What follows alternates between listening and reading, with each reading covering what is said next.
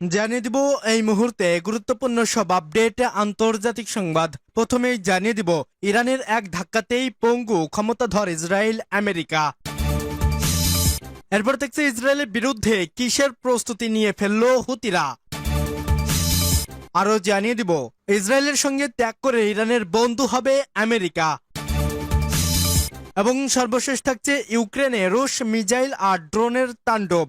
এতক্ষণ শুনছিলেন সংবাদ শিরোনাম, এখন বিস্তারিত। তবে তার আগে অনুরোধ থাকবে এই ভিডিওটিতে একটি লাইক এবং কমেন্ট করে জানিয়ে দিন কোন জেলা থেকে বা কোথা থেকে আপনি আমাদের এই ভিডিওটি দেখছেন এবং শুনছেন। ইরানের এক ধাক্কাতেই পঙ্গু ক্ষমতাধর ইরাজ আমেরিকা। গত জুনের যুদ্ধে মিসাইল হামলা চালিয়ে ইসরায়েল ও আমেরিকাকে উচিত শিক্ষা দিয়েছে ইরানের সামরিক বাহিনী। এরপর থেকে ইরানের প্রতিরোধ শক্তি দেখে অনেকটা চুপসে গেছে ইসরায়েল ও আমেরিকা। ওই যুদ্ধে ইরানের ক্ষেপণাস্ত্র হামলা ঠেকাতে গিয়ে ইসরায়েলে বিলিয়ন মিলিয়ন ডলার মূল্যের প্রতিরক্ষা ক্ষেপণাস্ত্র খরচ হয়। এছাড়া ইরানে মিসাইলের হামলায় ধ্বংসস্তূপে পরিণত হয় ইসরায়েলের গুরুত্বপূর্ণ সব অবকাঠামো।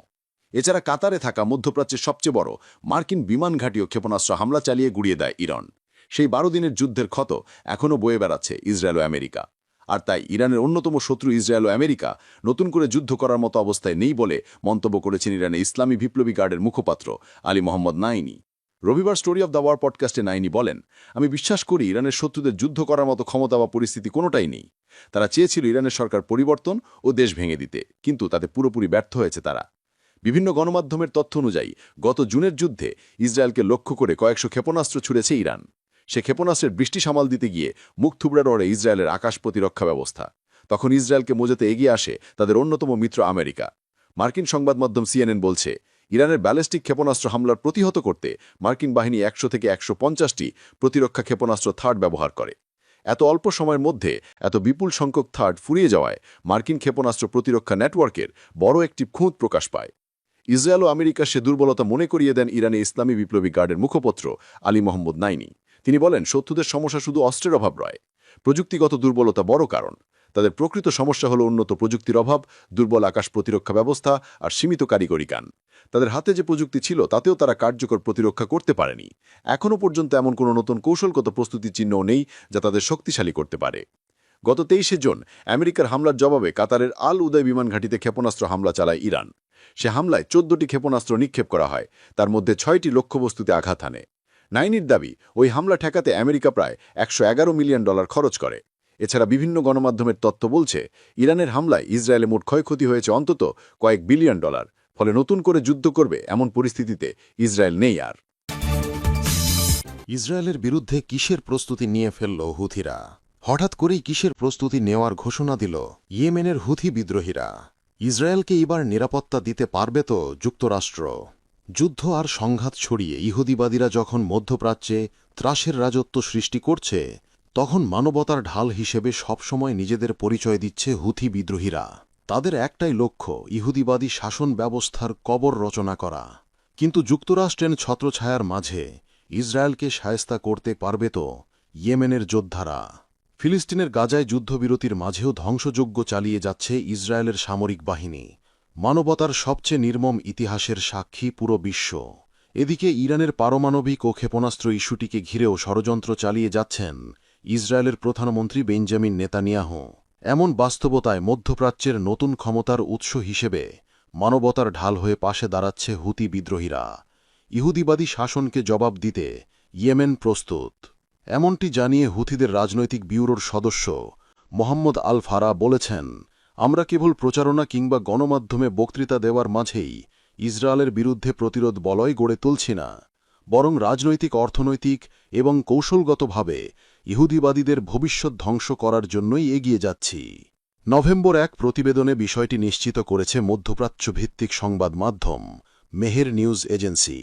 গাজা উপত্যকায় ইসরায়েলের গণহত্যা শুরুর পর থেকেই ইহুদিবাদী দেশটির বিরুদ্ধে নৌ ও ক্ষেপণাস্ত্র অভিযান চালিয়ে আসছে হুথি বিদ্রোহীরা।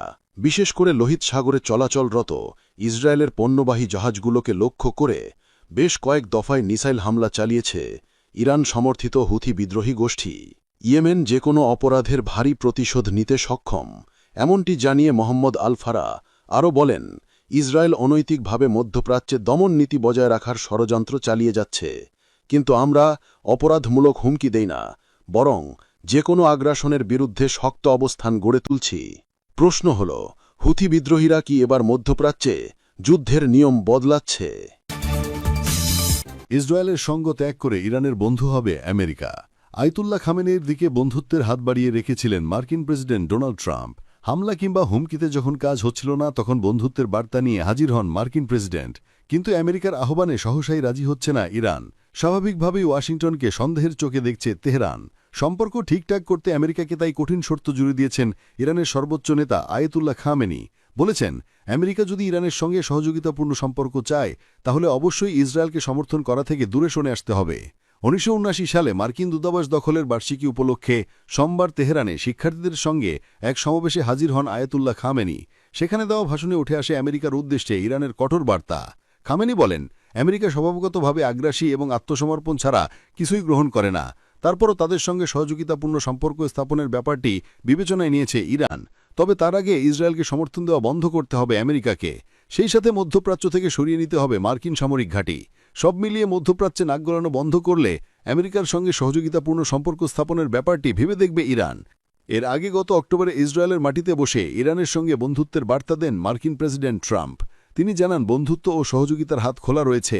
ইরানের পরমাণু কর্মসূচি নিয়ে নতুন চুক্তি করতে প্রস্তুত আমেরিকা। ট্রাম্পের মতে চুক্তি করলে সেটি হবে ইরানের নেওয়া সবচেয়ে ভালো সিদ্ধান্ত। তবে বন্ধু হতে ট্রাম্পের অপেক্ষার পালা বাড়ালেন আয়াতুল্লাহ খামেনি। ইরানের এই সর্বোচ্চ নেতা যে শর্ত দিয়েছেন তা মানা ওয়াশিংটনের জন্য দুঃসাধ্যই বটে। কেননা ইসরায়েল তো আমেরিকার সবচেয়ে বিশ্বস্ত ও ঘনিষ্ঠ মিত্র। ইরানের সঙ্গে একসময় আমেরিকার কূটনৈতিক সম্পর্ক ছিল। দুই দেশের মধ্যে ছিল সহযোগিতা। কিন্তু 1979 সালে দেশটিতে ইসলামিক বিপ্লব ঘটলে পাল্টে যায় চিত্র। ইসলামপন্থী শাসকগোষ্ঠীর ক্ষমতাসীন হওয়ার পর তেহরানের সঙ্গে সম্পর্ক ছিন্ন করে ওয়াশিংটন। কূটনৈতিক সম্পর্ক ছিন্ন করলেও এই ইরানের সঙ্গে বিগত দশকগুলোতে বিভিন্ন ইস্যুতে দ্বন্দ্বে জড়িয়ে আসছে আমেরিকা। ইউক্রেনে রুশ মিসাইল আর ড্রোনের তাণ্ডব। শান্তির পায়রাকে খাঁচায় আটকে পুতিন মেতেছেন যুদ্ধের নেশায়। আর তার সেই নেশার ছোবল থেকে এখন রেহাই নেই ইউক্রেনীয় শিশুদের। সম্প্রতি আলো 2 শিশুর প্রাণ কেড়ে নিয়েছে রুশ বাহিনী। পাল্টা হামলা চালাতে ব্যর্থ ইউক্রেনীয় সেনারা। রাশিয়ান ঘাঁটি থেকে একের পর এক গর্জে উঠেছে বিধ্বংসী সব ক্ষেপণাস্ত্র। ইউক্রেনের নিরাপত্তা বলয় ভেদ করে ঢুকে পড়েছে ঘাতক ড্রোন। দিশেহারা ইউক্রেনীয় নাগরিকরা। সেই সাথে যুদ্ধের কোনো কুল কিনারা পাচ্ছে না জেলেন্সকি।